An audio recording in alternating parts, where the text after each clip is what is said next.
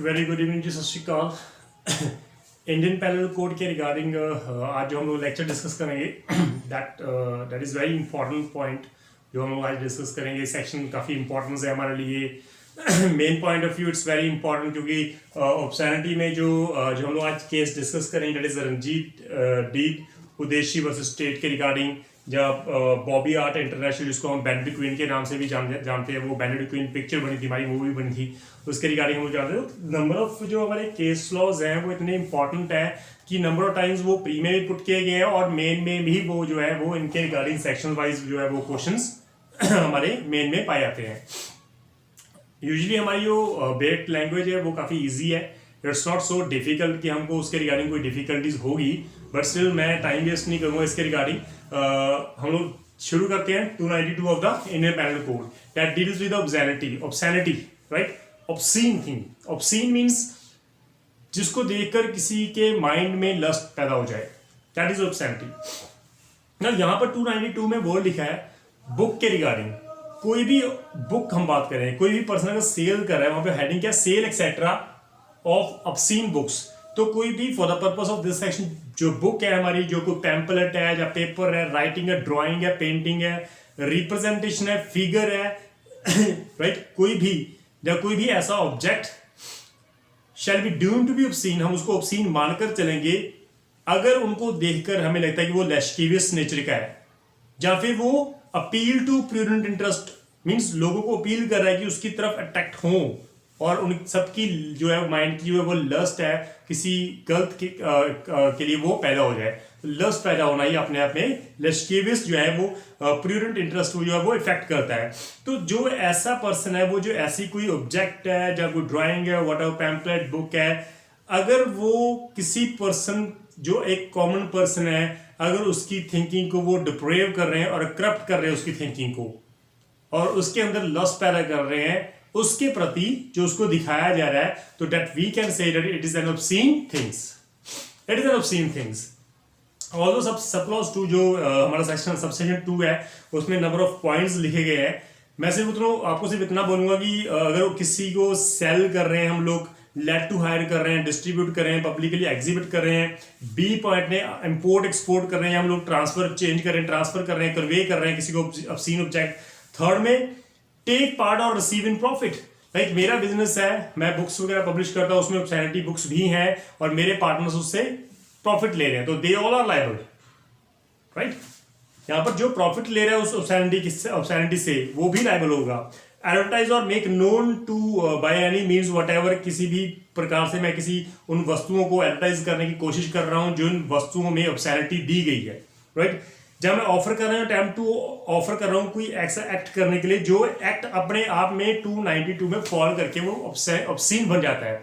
तो लॉ कहता है कि भैया इन पर्सन्स को, जो ये पर्सन्स हैं जो किसी लाइक नॉर्मल कोई पर्सन सीडी जो है वो XXX है या ब्लू पिक्चर्स है, ब्लू मूवीज है, अगर वो कोई पर्सन सीडी या डीवीडी वो सेल कर रहा है, they all are liable, right.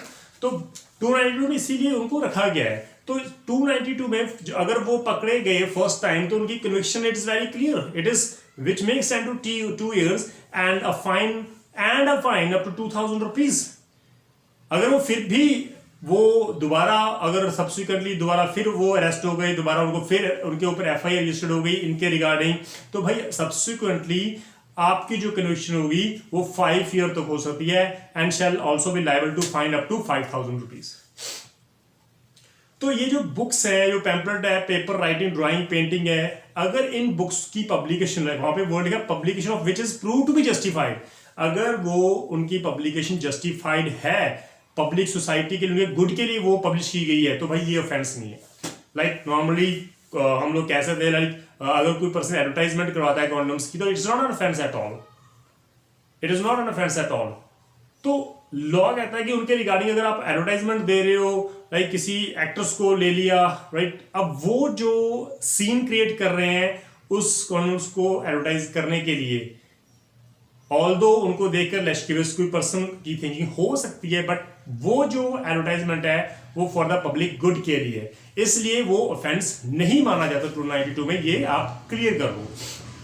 Second thing which is kept और used bonafide for religious purpose, अब रिलीजियस पर्पस के लिए ऐसे रिलीजियस हमारे पर्पस हैं, मॉन्यूमेंट्स हैं, बी में डिस्क्राइब किया गया है। ऐसे एंशियंट मॉन्यूमेंट्स हैं हमारे, कोई ऐसे टेम्पल्स हैं जहां पर स्कल्पचर्स बनाए गए हैं, उनकी मूर्तियां लगाई गई हैं जो नेक्ड है, बट हम लोग वहां पर जाकर माथा टेकते हैं।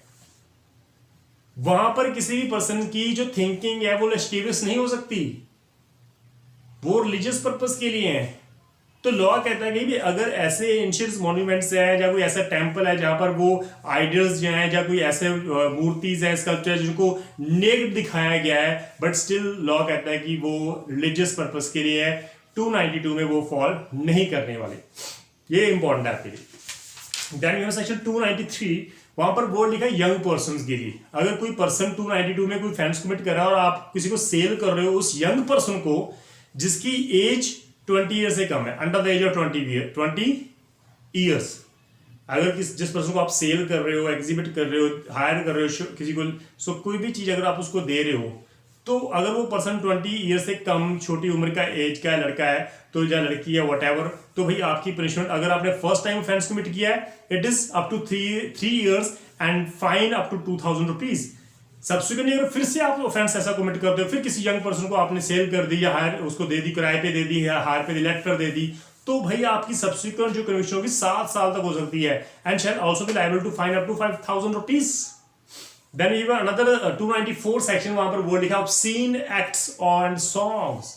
Obscene acts and songs, obscene act करना अपने आप में अपराध माना जाता है। हमारे इंडिया में हमारी जो हमारा लेवल, थिंकिंग लेवल है, वो इतना ब्रॉड नहीं है कि हम लोग किसी को देखकर हमारे माइंड में लेस्टिवियस थिंकिंग ना आए। अगर कोई पर्सन सपोज चंडीगढ़ में लेक के पास बिना कपड़े पहने हुए नहा रहा है, तो वो ऑफेंस है। अगर वो गर्ल है, इट इज एन ऑफेंस। तो इवन तो हमारे इंडिया में नंबर ऑफ एफआईआर रजिस्टर हो चुकी हैं जहां पर फॉरेनर्स जो है वो, उनको पता नहीं होता, वो वहां पर नेक्ड होकर वहां पर नहाने की कोशिश करते हैं, बाथ लेने की कोशिश कर रहे हैं, लेकिन उनको बुक्ड किया जाता है यहाँ पर कि आपने ऑब्सीन एक्ट किया है। आपको देखकर कई पर्संस की थिंकिंग लेस्टिवियस हो चुकी है, यू आर ट्रैकिंग समवन। तो यहाँ पर एक इंपॉर्टेंट पॉइंट है कि यहाँ पर ऑब्सीन एक्ट्स को लिया गया और सॉन्ग्स को भी लिया गया है। तो कोई भी अगर पर्सन कोई एक्ट करता है जो ऑब्सीन एक्ट करता है पब्लिक प्लेस में, I am talking about public place, I am not talking about private place. Private place में जो मर्जी करो, आपको कौन देख रहा है? कोई भी नहीं देख रहा। तो अगर कोई देख ही नहीं रहा तो किसी की थिंकिंग गलत कैसे हो सकती है? बिल्कुल नहीं हो सकती। कोई सिंग कर रहा है, रिसाइट कर रहा है, अटर कर रहा है, कोई वर्ड बोल रहा है, कोई भी सॉन्ग गाने की कोशिश कर रहा है जिसके वर्ड्स गलत है सोसाइटी के लिए, ऑब्सीन है, उसमें उन वर्ड्स में ऑब्सैनिटी झलक रही है हमारे, तो भाई आप लायबल हो जाओगे और आपकी जो पनिशमेंट है वो अप टू 3 इयर्स तक हो सकती है, और विद फाइन और विद बोथ हो सकती है। एंड देन सेक्शन 294A जो एक लॉटरी को ऑफेंस बनाता है।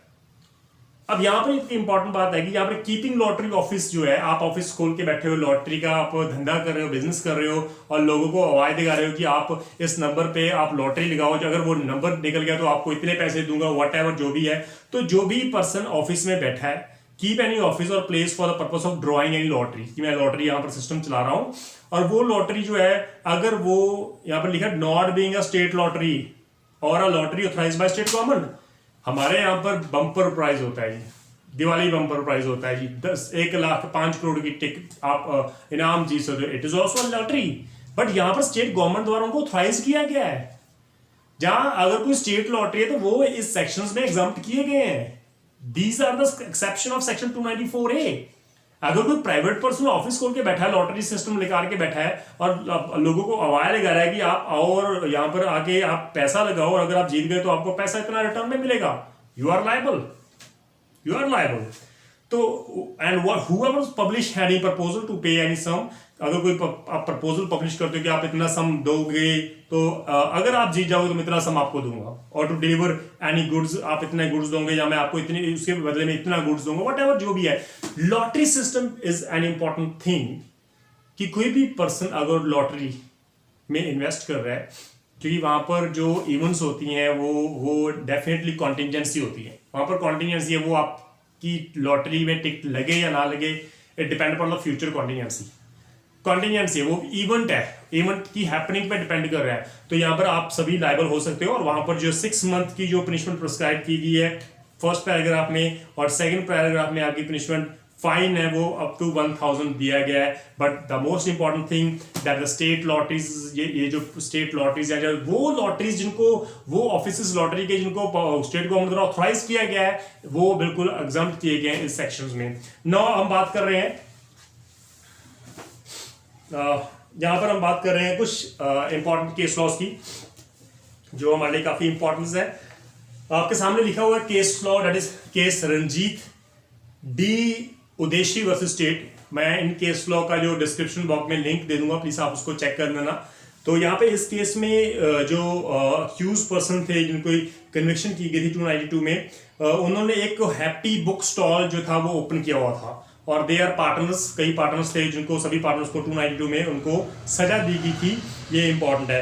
उसके बाद जब उन्होंने हाई कोर्ट में अपील की, ट्रायल कोर्ट ने कन्विक्शन के बाद हाई कोर्ट में गए, हाई कोर्ट ने अपहेल्ड किया उनको कन्विक्शन को, सुप्रीम कोर्ट में गया और सुप्रीम कोर्ट ने भी उनकी कन्विक्शनों को अपहेल्ड किया, क्योंकि उनकी जो बुक्स, जो उनका हैप्पी बुक स्टॉल था, वहां पर कुछ ऐसी बुक्स पाई गई जो ऑब्सीन थी। एंड 292 में आप अगर आप बुक्स रख के बैठे हो तो ये प्रजम्पशन जो आपके अगेंस्ट होगी, it is N presumption against you people all that आपको नॉलेज थी कि उसमें ऑब्सैनिटी है, आप उन बुक्स को अपनी पोजीशन में रख के बैठे हो। So having a position is also an offence under section 292। It is very clear. Now इस केस में कोर्ट ने कहा कि भाई there is no loss to society, किसी भी सोसाइटी को लॉस नहीं होता if there was a message in the book. अगर बुक आपको मैसेज दे रही है तो भाई वो सोसाइटी के पर्पस के लिए, सोसाइटी के गुड्स के लिए, उनकी भलाई के लिए, कि आप ऐसा मत करना। अगर उस बुक में कोई मैसेज है तो वो बुक अगर पब्लिश की गई और उसमें ऑब्सैनिटी है और वो ऑब्सैनिटी एक जनता को एक अपील कर रही है, उनके बेनिफिट के लिए अपील कर रही है, तो भाई इंपॉर्टेंट थिंग इज कि वो book is not an offence under section 292। But the discussions with sex are not a legitimate embroidery but they are the only attraction to the common man. लेकिन अगर आपकी बुक में ऐसा कुछ भी नहीं है जो सोसाइटी को मैसेज दे रहा है, बट उस बुक में सब कुछ है जो एक कॉमन मैन को अपनी तरफ खींच रहा है, उनकी लस्ट को बढ़ा रहा है, उनकी लस्ट पैदा कर रहा है टुवर्ड्स द सेक्स, तो this is an offence. So having a book in your possession which carries such kind of content जो 292 में डिस्क्राइब किए गए, वो अगर आपके पास पाए जाते हैं तो you are liable. This was held by the court in the Ranjit D. Udeshi versus State. Then you have another case that is Ramaresh Bose versus Amal Mitra. अमल मित्रा का केस में कोर्ट ने हेल्ड किया कि भाई अगर कोई author कुछ लिख रहा है तो यहां पर आर्टिकल 19 ऑफ द कॉन्स्टिट्यूशन उसको राइट दे रहा है, freedom of speech and expression. What about the obstruction जो आप लॉ द्वारा क्रिएट की जाती हैं। तो मैं तो ये कहता हूं कि जो वो राइट है, right to speech and expression is not absolute right, but for the interest of society हम लोग उनके राइट्स को कर्टेल कर सकते हैं, उनके ऊपर रिस्ट्रिक्शंस लगा सकते हैं। इसीलिए लॉ ने कहा, जो कोर्ट ने इस केस में कहा कि भाई अगर वो ऑथर ने कुछ लिखा है तो हम सबसे पहले ऑथर की जगह पर जाके देखेंगे कि क्या वो उसके पीछे ओपिनियन है उसके लिखने की, वेदर ही इज जस्टिफाइड और नॉट। अगर हम लोग को लगा कि वो जस्टिफाइड है, वो उसकी जो सोच है वो बिल्कुल पॉजिटिव सोच है, तो वो लायबल नहीं है। फिर जज कहता है कि भाई उसकी प्लेस पर जाने के बाद हम लोग एक नॉर्मल पर्सन, एक कॉमन मैन की जगह पर जाके देखेंगे कि क्या हमें वो जो बुक है, जो वो ऑथर ने कुछ हमें लिख के दिया है या कुछ ऑथर ने हमें सबमिट किया है, क्या वो being as a common man मेरी लस्ट को जगा रहा है या नहीं जगा रहा, मेरी लस्ट को पैदा कर रहा है कि नहीं कर रहा, मेरे पे क्या इफेक्ट हो रहा है being as a common man. तो सुप्रीम कोर्ट के जज ने कहा कि भाई हमें दोनों प्लेसेस पे जाके देखना पड़ेगा और बेस्ट रिजल्ट हमें जो भी मिलेगा उसके अकॉर्डिंग हम जजमेंट जो है वो डिलीवर करेंगे। तो this is the important thing that it doesn't mean कि हम सिर्फ एक कॉमन मैन की देखेंगे। अभी अगर ऑथर ने उसको लिखा है, उसको पब्लिश किया है, तो उसकी सोच क्या थी ये भी इंपॉर्टेंट है। तो right to speech and expression जो डिस्क्राइब किया गया आर्टिकल 19 में, इट इज बेसिकली राइट जो आपको दिया गया, बट वो एब्सोल्यूट राइट भी नहीं है। आपके ऊपर रिस्ट्रिक्शंस लगाई जा सकती है और आप उनको वायलेट नहीं कर सकते, राइट। तो ये इस केस में हेल्प किया गया था। Then we have a last case, that is Bobby Art International versus Om Pal Singh Hoon. अब यहाँ पर इस केस में बैंडेड क्वीन के ऊपर जो काफी टिप्पणी की गई थी कि बैंडेड क्वीन की जो स्टोरी थी उसमें काफी लस्ट दिखाया गया था उस पिक्चर्स में, तो इसलिए वो बेसिकली 292 के ऊपर एफआईआर हो चुकी थी उसके ऊपर. नाउ व्हाट हैपन, जो सुप्रीम कोर्ट ने कहा कि कोर्ट ने ऑब्जर्व किया कि बैंडेड क्वीन जो है basically it is not a pretty story, it is not a pretty story at all, but there are no syrupy songs, ना तो उसमें ऐसे कोई सॉन्ग्स है ना कोई ऐसा डांस है अराउंड द ट्रीज जो दिखाया गया जो आपकी लस्ट को पैदा करे. More over it is the serious and the sad story of the village. Court ने कहा कि ये तो एक सैड स्टोरी है और बहुत ही सीरियस स्टोरी है जो एक विलेज बॉर्न लड़की की है जो कब एक डकैत में तब्दील हो गई उसके बारे में दिखाया गया है. सो एक इनोसेंट जो एक लड़की थी वो कब एक क्रिमिनल बन गई, और बिकॉज उसमें कुछ लस्ट और ब्रूटैलिटी भी दिखाई गई थी उस पिक्चर में, but still instead of that वहां पर एक मैसेज था पिक्चर्स में, मूवी में, कि भाई एक पर्सन जो एक गर्ल थी जो एक डकैत बनी है उसका एंड कितना गलत होता है. उसमें एक मैसेज था बैंडेड क्वीन की तरफ से भी उस लड़की की तरफ से भी कि भाई सोसाइटी जो है वो किस तरह अगर अपराध की दुनिया में जाएगी तो उसका रिजल्ट क्या होगा. तो लॉ कहता है कि भाई ये जो इसकी जो बेसिकल रीजंस हैं इसलिए वो लॉ कहता है कि ये सेक्शन 290 में फॉलो ही नहीं करती. तो यहाँ पर तो सोसाइटी को मैसेज देने की बात की गई है, इसलिए यहाँ पर अगर मैसेज दिया जाने वाला है तो definitely it is not an offence at all. तो this is all about section 292 up to section 294 of a of the Indian penal code. An important topic जो इसमें डिस्कस किए हैं, और आगे से हम लोग जो हमारे सेक्शंस होंगे काफ़ी इंपॉर्टेंट होंगी मेन पॉइंट ऑफ व्यू, क्योंकि जो छोटे सेक्शंस थे जो वो हम ऑलरेडी कर चुके हैं, तो आगे वाले जितने भी सेक्शंस हैं वो काफ़ी इंपॉर्टेंट होने वाले हैं सोसाइटी हमारी जुडिशरी के पॉइंट ऑफ व्यू. तो देखते रहिए. Thank you so much and hopes कि आप अपने दोस्तों के साथ शेयर करते रहेंगे, क्योंकि वो काफ़ी इंपॉर्टेंट है हमारे लिए, सबके लिए. सोसाइटी के लिए कुछ करना वो आपके बिना भी कुछ हम लोग कर नहीं सकते. एंड आप, मैं सिर्फ 2 हाथों से वर्क कर रहा हूँ, बट 15,000 स्टूडेंट्स इस चैनल से जुड़े हुए हैं, तो मेरे हाथ इतने हैं कि वो अपने आप किसी और की हेल्प भी कर सकते हैं. तो थैंक यू सो मच. सत श्री अकाल.